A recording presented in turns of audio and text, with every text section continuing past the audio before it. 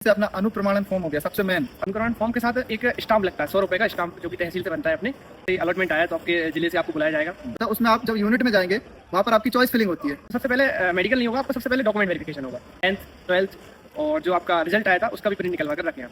जय हिंद साथियों, स्वागत है आप लोगों का एक और नई वीडियो में। और ये वीडियो इसलिए बन रही है कि आपने बहुत सारे फिर से मैसेज करे और एक भाई ने मैसेज करा कि आगे जो प्रक्रिया होगी, जैसे अपना अनुप्रमाणन फॉर्म हो गया सबसे मेन, अभी जो भराएगा और उस पर साइन किसके होंगे और वो मिलेगा कहाँ और क्या प्रक्रिया रहेगी, ये सब बताएंगे। आप पूछेंगे अपने नितिन भैया से। तो नितिन भैया आप लोग जानते भी होंगे, पहले वीडियो में देखा होगा। तो परिचय नहीं लेते हुए डायरेक्ट अपनी पॉइंट पे आते हैं। तो बताइए आप कि अनुप्रमाणन फॉर्म कैसा भरना है, कहाँ से मिलेगा। तो सबसे पहले तो ये है, अभी आपका जैसे ही अलॉटमेंट आया तो आपके जिले से आपको बुलाया जाएगा। तो सबसे पहले मेडिकल नहीं होगा आपका, सबसे पहले डॉक्यूमेंट वेरिफिकेशन होगा। सबसे पहले डॉक्यूमेंट वेरिफिकेशन होगा और डॉक्यूमेंट में जो भी ज़रूरी चीज़ें हैं वो आपको तैयार कर लेना है सबसे पहले।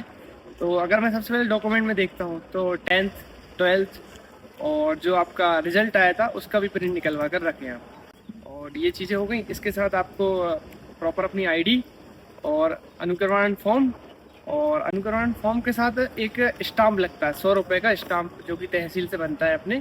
और अगर जो अनुकरण फॉर्म है वो आपको तहसील के नज़दीकी जो ऑनलाइन वगैरह होती हैं या शॉप होती है उन पर आसानी से मिल जाता है। और बाकी जिले वाले बता देते हैं कि स्टाम्प लगना है या कौन सा स्टाम्प लगेगा, तो वो जानकारी आपको अभी एक बार और पता चल जाएगी। हमारे टाइम ये हुआ था कि 100 रुपये वाला स्टाम्प पेपर लगा था वो। हाँ, तो वो बता देते हैं आपको। एक व्हाट्सएप के माध्यम से आपको मतलब एक ग्रुप बनेगा। जैसे आपकी यूनिट भोपाल है तो वहाँ पर हमारा एक ग्रुप बना दिया गया था, तो उससे हमें जानकारी प्राप्त की जाती थी कि क्या होगा, अब कब बुलाया जाएगा, क्या डेट रहेगी। और एक और चीज जो अभी हुई है इस बार चेंज, वो ये हुई है कि आपकी जो यूनिट जो अलॉटमेंट आया है उसमें आपका ट्रेनिंग सेंटर मेंशन नहीं किया है। वो इसलिए नहीं किया गया है, जैसा अंदाजा लगा रहे हम, जो पहले प्रक्रिया होती थी उसमें भी नहीं किया जाता था। उसमें आप जब यूनिट में जाएंगे वहाँ पर आपकी चॉइस फिलिंग होती है। किसके लिए? ट्रेनिंग सेंटर के लिए। तो आप चॉइस फिलिंग करते, कोई 3 चॉइस भरते हैं आप अपनी, जो आपके नज़दीकी होंगे जो पीटीएस, उनकी चॉइस भरते हैं तो वो आपको अलॉट किया जाता है फिर पीटीएस। तो हो सकता है ये हो, इस बार नहीं आया तो ये रीज़न हो सकता है। तो अब आगे की प्रक्रिया जानते हैं अपन। अपना डीबी हो गया, फिर उसके बाद क्या होगा चलिए जानते हैं। जैसे सबसे पहले आपका डीवी हो जाता है, तो कभी कभी ये होता है कि आज डीवी हो गया तो कल मेडिकल हो जाता है, या फिर ऐसे करते हैं पहले सबका डीवी करते हैं और फिर उसके बाद 10 मेडिकल होता है। तो यही हुआ था, पहले हमारा डॉक्यूमेंट वेरिफिकेशन हो गया था, इसके बाद आपका मेडिकल होगा। और जो डॉक्यूमेंट वेरिफिकेशन में जो आपका अनुक्रमण फॉर्म है तो उसको वेरीफाई किया जाता है आपके ज्वाइनिंग के पहले पहले। वो पुलिस अपने हिसाब से वेरीफाई कर लेती है, तो वो आपको बहुत अच्छे से भरना है, उसमें कोई मिस्टेक नहीं करना है, हमेशा उसमें सही चीजें लिखना है, कभी भी उसमें गलत चीजें नहीं भरना है। हाँ, तो जैसे आपने इन्हें बताया कि फॉर्म आपका वेरीफाई होता है, तो कैसे होता है वो बताता हूँ आपको। जब आप जाएंगे अपनी यूनिट में तो वहाँ डॉक्यूमेंट वेरिफिकेशन होगा, तो उस डॉक्यूमेंट वेरिफिकेशन में ये प्रमाणन फॉर्म भी लगेगा, अनुप्रमाणन फॉर्म। तो ये फिर आपकी यूनिट मतलब जो आपका गृह जिला है वहाँ भेजा जाता है।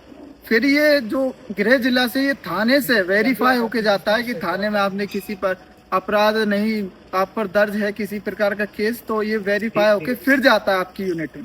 फिर वहाँ मतलब वेरीफाई कर दिया जाता है कि ये सही है। कह सकते हैं हम कि उसमें आपका चरित्र का सत्यापन किया जाता है। तो वही है कि डॉक्यूमेंट में आपको जो जो जरूरी चीजें हैं यही रहेंगी, आप सब तैयार कर लें। और अगर जैसे मैं सबसे पहले मेन डॉक्यूमेंट का अगर बता देता हूँ, नंबर 1 है 10th की मार्कशीट, 12th की मार्कशीट, आय, जाति। आय को कुछ आय कभी कभी नहीं लगता है तो आय नहीं रखे तो भी चलेगा, मूल निवासी और जाति। जैसे ओबीसी SC ST से बिलोंग करते हैं तो आपको कास्ट सर्टिफिकेट लगता है, तो कास्ट सर्टिफिकेट। और कास्ट सर्टिफिकेट में भी शायद डेट वगैरह का रहता है कि इतने साल पुराना होना चाहिए। तो अगर आप अगर आपका ज़्यादा पुराना हो गया है तो आप न्यू बनवा लें अभी।